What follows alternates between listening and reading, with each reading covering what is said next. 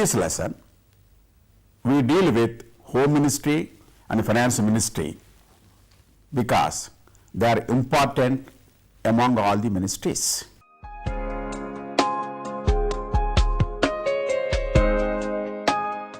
The executive authority of the government is vested in the President. Article 53 of the Constitution says that the executive power of the Union shall be vested in the President and shall be exercised by him either directly or through officers subordinate to him in accordance with the Constitution.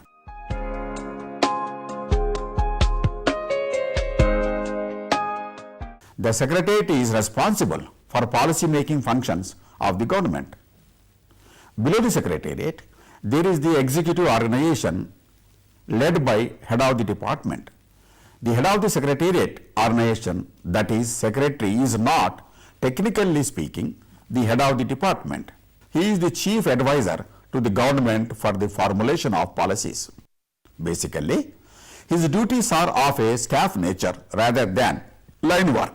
The executive organization is the line machinery of the department or ministry and is also termed as a department with its own head, who is officially called the head of the department. Such executive heads are designated differently in different departments.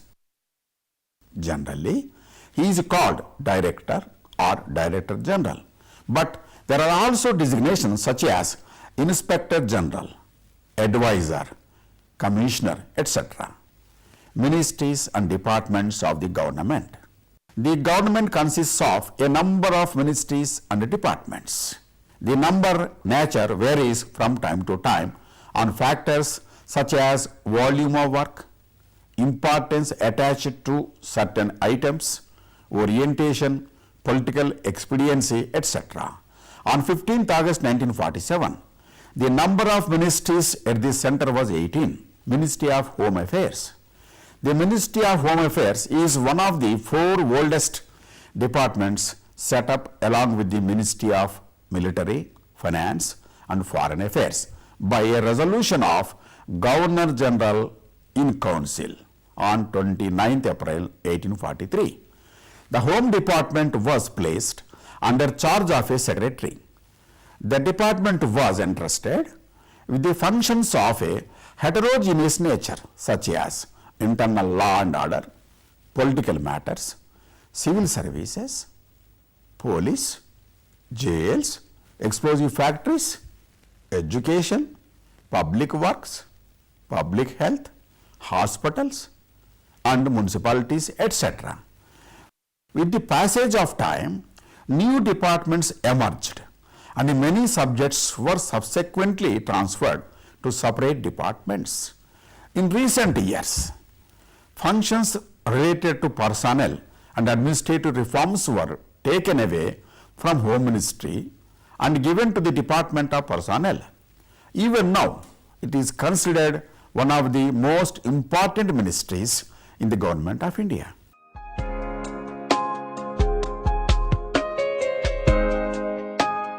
The ministry is headed by a Home Minister who is usually a senior leader and is assisted by 2 Ministers of State.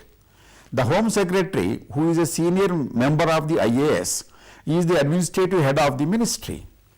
He heads many important committees and many Home Secretaries became Cabinet Secretaries and some of them have even become Governors of States after retirement. The Secretary is assisted by additional secretaries, joint secretaries, directors, deputy secretaries, special assistants, under secretaries, section officers and other such staff. Presently, the ministry has 6 departments, namely Border Management, Internal Security, Jammu and Kashmir Affairs, Home and Official Language. It also controls the allied organizations such as the Intelligence Bureau, the Bureau of Police Research and Development, the Institute of Criminology and Forensic Science, the National Crime Records Bureau, the Directorate of Coordination Police Wireless and the Sardar Vallabhbhai Patel National Police Academy functions. Law and order. Although law and order is a state subject in our constitution, yet the Ministry of Home Affairs monitors trends and developments having a bearing on law and order, including communal harmony. It also renders necessary guidance and assistance to the states and union territories whenever required. When violent incidents cause disruption of normal life, central security forces may be deployed to keep the law and order under control. It administers the Indian Police Service and controls the IPS cadre. Therefore, it deals with service matters like appointment to IPS, deputation of police officers from states to center, their training such as Indo-Tibetan Border Police ITBP, the Border Security Force BSF, the Central Industrial Security Force CISF, Central Reserve Police Force, Rapid Action Force, Anti-Riot Force established on 7th October 1992 to control communal flare-up, National Security Guards NSG and the Assam Rifles, etc. It conducts census every 10 years. It deals with the matters relating to foreigners and citizenship. It controls the attached and allied organizations like Intelligence Bureau, the National Police Academy, the Bureau of Police Research and Development, and the Institute of Criminology, Forensic Science, etc. It deals with the matters related to the jail or prison administration and reforms. The ministry works for the proper maintenance of center-state relations and is responsible for imposition of President's rule in the states whenever required. The ministry formulates programs and schemes for relief and rehabilitation of displaced persons. The ministry has a Hindi Salahakar Samiti which reviews the progress of use of Hindi as an official language in the government offices and its attached and subordinate offices. The ministry is also responsible for the administration and development of union territories. The ministry is concerned with appointments to most of the high positions like governors, lieutenant governors, chief commissioners, members of the interstate commission, etc. It issues notification of appointments and resignations of the president, vice president, prime minister and other ministers. It is the home secretary who reads out the notifications of the appointment of the president at the oath-taking ceremony of the new president. The ministry also deals with the subjects like the Padma Awards and Jeevan Raksha Award medals, sanction of pension to the freedom fighters, grant of Indian citizenship, preparation of warrant of precedence and list of national holidays, publication of the Gazette of India, etc. Setting up inquiry commissions, national flag, the national anthem, the national emblem, cases of nomination of members to the Council of States, matters relating to grant of pardons, reprieves, suspension or commutation of a sentence of death by the President, emergency relief, creation of new states and matters connected with code of conduct of the ministers.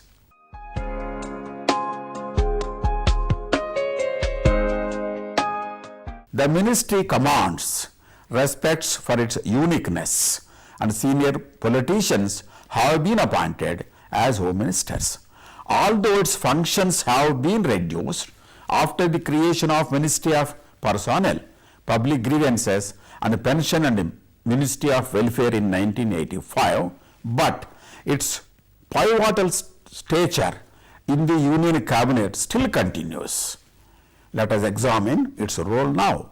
Although the ministers are allotted portfolios by the President on the recommendation of the Prime Minister, but The senior-most politician after the Prime Minister is often given the Ministry of Home Affairs. Past experience shows that the minister was a divided one from the very beginning because of the Prime Minister considered strong Home Minister as his or her rival, Ministry of Finance. In a parliamentary democracy, an effective administrative control over the receipts and expenditure of the government is very important. In India, Ministry of Finance is responsible for the management of finances of the Union government. It prepares budget proposals for submission to the cabinet and for final approval by the parliament. Thus, it regulates the expenditure of the Union government as well as the transfer of resources to the states. History. The time of origin of the ministry may be traced to 1810 when the government of India created a Department of Finance. The department did not have a full-time secretary till 1843. The finance secretary was responsible for conducting the entire financial operations of India. After independence in 1947, the finance department was designated as the Ministry of Finance. It had three major wings: 1. Expenditure, 2. Economic Affairs, and Revenue. In 1949, the Ministry of Finance was reorganized into two departments: Department of Revenue and Expenditure and Department of Economic Affairs. It was further reorganized in 1958, 1964, 1966, 1969, 1970 and 1985.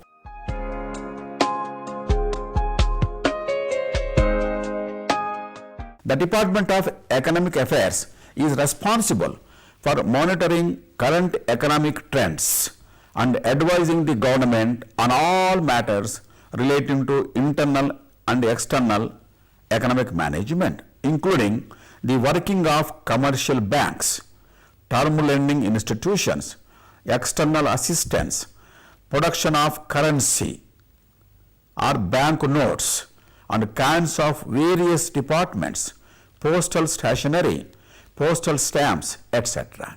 Department of Expenditure, Direct Benefit Transformation, Establishment Division, State Finance Division, Plan Finance 1, Plan Finance 2 Division, Procurement Policy Division, Staff Inspection Unit, Pay Research Unit, Office of Chief Advisor, Cost Control General of Accounts, National Institute of Financial Management, NIFM, Central Pension Accounting Office, CPAO, Office of Chief Controller of Accounts. The principal activities of the department include pre-sanction appraisal of major schemes or projects, both plan and non-plan, expenditure, handling the bulk of the central budgetary resources transferred to states, implementation of the recommendations of the finance and central pay commissions, overseeing the expenditure management in the central ministries or departments. Through the interference with the financial advisors and the administration of the financial rules or regulations or orders, through monitoring of audit, comments, observations. Preparation of central government accounts, managing the financial aspects of personnel management in the central government, assisting central ministries or departments in controlling the costs and prices of public services, assisting organizational re-engineering through review of staffing patterns and O&M studies, and reviewing systems and procedures to optimize outputs and outcomes of public expenditure.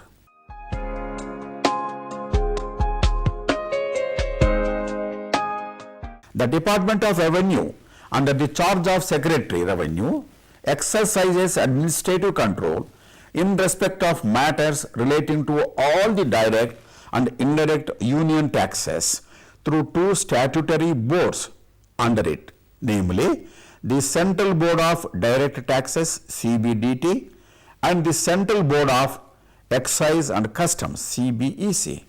Each board has a chairman and 6 members who are ex officio additional secretaries to Government of India. It also performs various statutory functions under the Income Tax Act 1961, the Wealth Tax 1957, the Gift Tax Act 1958, and the Expenditure Tax Act 1987. These board functions through several attached and subordinate offices, revenue intelligence, and investigates economic offence and economic law enforcement. In brief, the Ministry of Finance performs the main functions of policy formulation, administration of finance, raising necessary revenue, control entire government expenditure, etc. The work of government increased due to planned economy and social welfare activities. Hence, the number of departments have also increased. But to maintain the size of the ministry small, it has become necessary to group a number of departments into a single ministry.